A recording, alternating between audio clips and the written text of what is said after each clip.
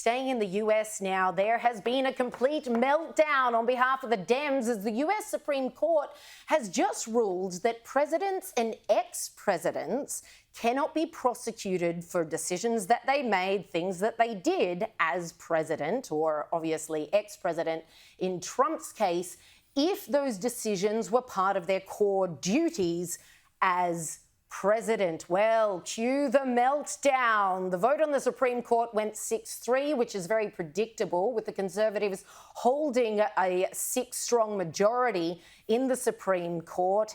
And of course, this complicates things drastically for the Dems because they've got this trial coming up in which they want to hold Trump to account for trying to overturn the 2020 election. Of course, he didn't do that, but they're not going to roll those tapes. And I just think this is hilarious. So that trial has already been pushed back because they're like, this is a massive complication that we did not see coming. And they're trying to now ascertain whether the decisions that he made around that time in the dying days of his presidency were in fact a core part of, well, the president's job at the time. If that falls over, because the Supreme Court has now referred that part to a district court, if that falls over, I guess they won't have a case at all. Yeah, and that's why it's important because this is the January 6th case. Yes. Is the one that could have led to him being imprisoned before November when the presidential election will be held. So it severely delays that and possibly scuppers it, which was the whole point of running this case. But the unhinging of it today was incredible. So you had Joe Biden come out with a spray tan on, seemingly, after his team complained that he looked pale on Thursday US time, because the CNN makeup artists had done him up too pale or something. That's why he looked so sickly. So they've now sent him off to go and have a spray tan so he can look like Donald Trump. So you can pick between orange man good and orange man bad now, I suppose. It seems to be what they're going for. I was just sort of imagining Jill there this morning with like the spray bottle trying to do like,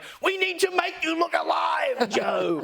So Joe comes out and says his piece, in which he essentially rebukes the Supreme Court, which is an historic moment for a president to come out and say that the Supreme Court is wrong and that you now need to exercise your voice against the Supreme Court by voting for me. Especially when he's claiming that Trump is a threat to democracy and right? to law and order. And he's saying the court is wrong and you have to vote for me to try and rebuke the court. Then you had these like absolutely unfathomable ideas being put forward that it would mean that Trump or any other sitting president would be able to legitimately have their political opponents executed and that they would be immune from prosecution. Last time I checked, all the military coups. Last time I checked, having someone executed is not part of your duties as president.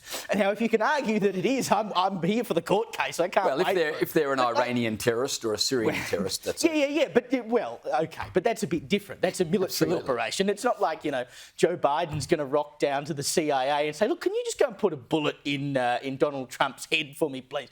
It's just crazy town stuff. But this is where they are, because after that debate, they know that if Biden is the man in November, they are stuffed. And so they're grabbing onto literally anything they can right now, even if it is patently absurd. Well, on that point, have a listen to Democrat Representative Zoe Lofgren.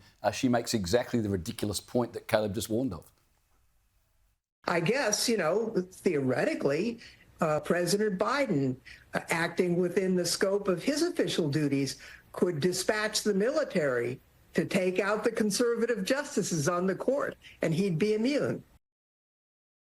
Could you imagine if a Republican said that? They would be done for incitement. Honestly. And I mean, before she was a Democrat, like most politicians, she was a lawyer, but I don't know how anyone would have paid that lady to represent them in a court of law if that's the kind of logic that she uses to make an argument. But again, it speaks to the fear-mongering, right? So last story is Kamala Harris being like, there's going to be a massive nationwide kibosh. You're not going to be able to kill your babies anymore. Now they're trumpeting the fact that, oh, Trump's just going to be able to kill people indiscriminately. That's what this US Supreme Court rule. But can you imagine if presidents and ex-presidents weren't immune to prosecution for some of the decisions that they've made, the wars their countries have participated in, now that people know a lot more about them, Jails would be full. Yeah. The jails would be full of presidents. That's why it's foolish for Biden to be upset about this. This is great news for him. Exactly. Because it now pretty much protects him from what they're warning of, that Trump is going to come into office and he's going to send everybody to jail. And it's a great day for Biden. But it doesn't protect Biden from his family's dodgy business dealings that the Congress and others are still busy digging through. We have not seen the end of that story yet, because, of course, that had nothing to do with his business as a president, or at the time vice president. That had everything to do with something that was supposed to be and remain off the books.